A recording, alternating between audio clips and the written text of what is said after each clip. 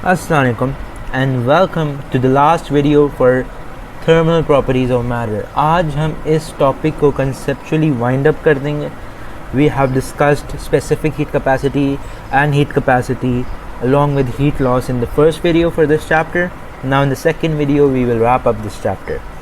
और ये चैप्टर हमारे लिए पेपर 1 के अंदर एज आई सेड बहुत इंपॉर्टेंट है क्योंकि इसके सवाल कैलकुलेशन बेस्ड हैं and in paper 2 that's not so much of an issue but obviously paper 2 के अंदर डेफिनेशंस भी आती है तो it's more of a like P1 plus P2 दोनों के अंदर आने का बहुत चांस है इसका. And in the and I give you a quick summary of each and every concept so that आपको याद करने में आसानी हो जाए.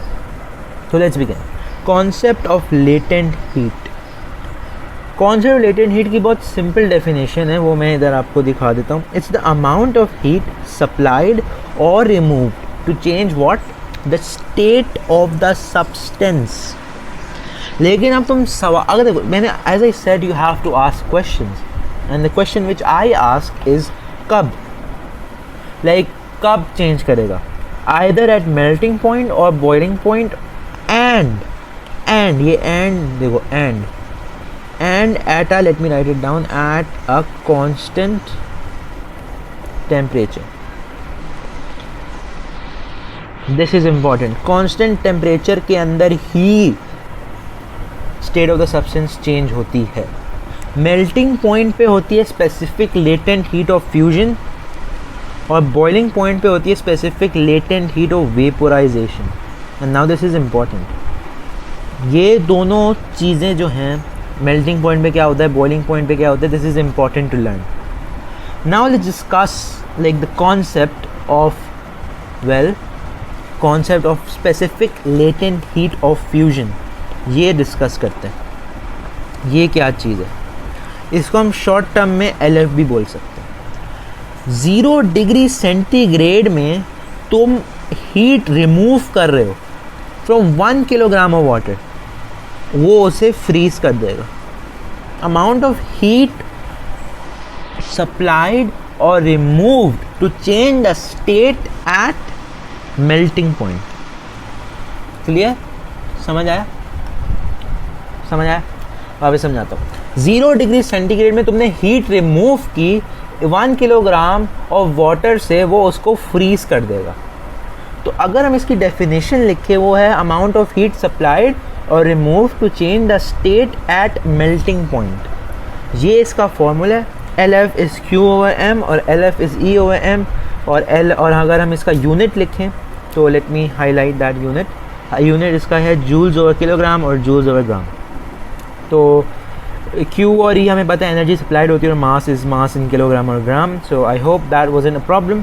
This is the unit. ये फॉर्मूला है, ज़रूर याद करके रख लेना. और let's move on to concept of latent heat of vaporization. इसको हम बोलते हैं LV. 100 डिग्री सेंटीग्रेड में अमाउंट ऑफ हीट क्या required to boil off 1 kilogram of water. सही है. लेटेंट हीट ऑफ फ्यूजन में क्या था, 0 डिग्री सेंटीग्रेड पे था, हीट रिमूव करनी थी फ्रीज करने के लिए. इसके अंदर क्या है, 100 डिग्री सेंटीग्रेड है और हीट रिक्वायर्ड है बॉयल करने के लिए. डेफिनेशन सिंपल है, amount of heat required to change the state at boiling point. और ये इसका फॉर्मूला है. LV इज़ Q/m और LV is E/m. Is the same thing just that the units like nothings changed. Okay, I hope this is clear. This was the concept of latent heat fully summarised in a lot of detail. Let's revise. Amount of heat supplied और remove to change the state of a substance को हम बोलते हैं latent heat. 2 type of latent heat हैं, specific latent heat of fusion and vaporisation. Fusion होती है 0 degree centigrade में और वो हीट रिमूव होती है फ्रीज करने के लिए. और ये होती है 100 डिग्री सेंटीग्रेड में हीट रिक्वायर्ड है बॉयल करने के लिए. और ये चेंज होता है बॉइलिंग पॉइंट पे, ये चेंज होता है मेल्टिंग पॉइंट पे. So I hope it's clear. And that's all there is to thermal properties of matter. Now let's go for a quick summary of each and every concept. अच्छा जी, so now मैंने एक बहुत decent तरीके से सब concept को summarise कर लिया इस टॉपिक के. पहला topic, concept of specific heat capacity. मैंने इधर लिख दिया व्हेन टेम्परेचर इज चेंजिंग और specific heat capacity either required होती है गिवन होती है, और ये इसका फॉर्मूला है, और भी कर लेते हैं, इट्स Q/m डेल्टा थीटा। तो दिस इज़ इट। आपको कब अप्लाई करना है? जब टेम्परेचर चेंज हो रहा हो। सही है, clear? Concept of heat capacity when temperature is changing, same change हो रहा होगा फिर अप्लाई कर दोगे, और ये भी आइदर गिवन होती है रिक्वायर्ड होती है, और ये इसका और का करके भी हम कर देते हैं। So this is it.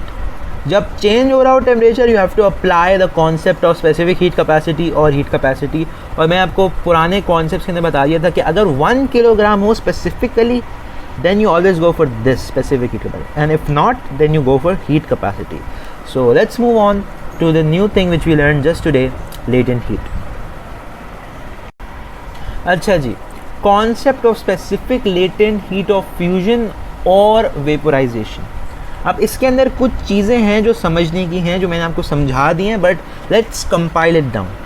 Concept और specific latent heat of fusion के अंदर मैंने तो बताया था कि टेम्परेचर कभी भी चेंज नहीं हो रहा होता, इट्स ऑलवेज कांस्टेंट। लेकिन स्पेसिफिकली फ्यूजन कब होती है? मेल्टिंग पॉइंट पे। Okay, melting point. और हमें पता है कि specific latent heat of fusion either given होती है, रिक्वायर्ड होती है। इसका दूसरा फॉर्मूला है और Q/m। सही है। Concept of latent heat of vaporisation, LV, इसके अंदर भी सेम सीन है, चेंजिंग टेम्परेचर, बॉडी हमें पक्का बॉइलिंग पॉइंट पे ही मिलेगी, और ये भी वो है कि आइदर गिवन है या रिक्वायर्ड है। इसका दूसरा मैं लिख देता हूँ, LV is Q/m. Okay, I hope this is clear. That's it for specific heat capacity and thermal properties of matter. In the next class, we'll start off with a new topic. Until then, have a great day. Allah Hafiz, and thank you so much for watching this video. Bye bye.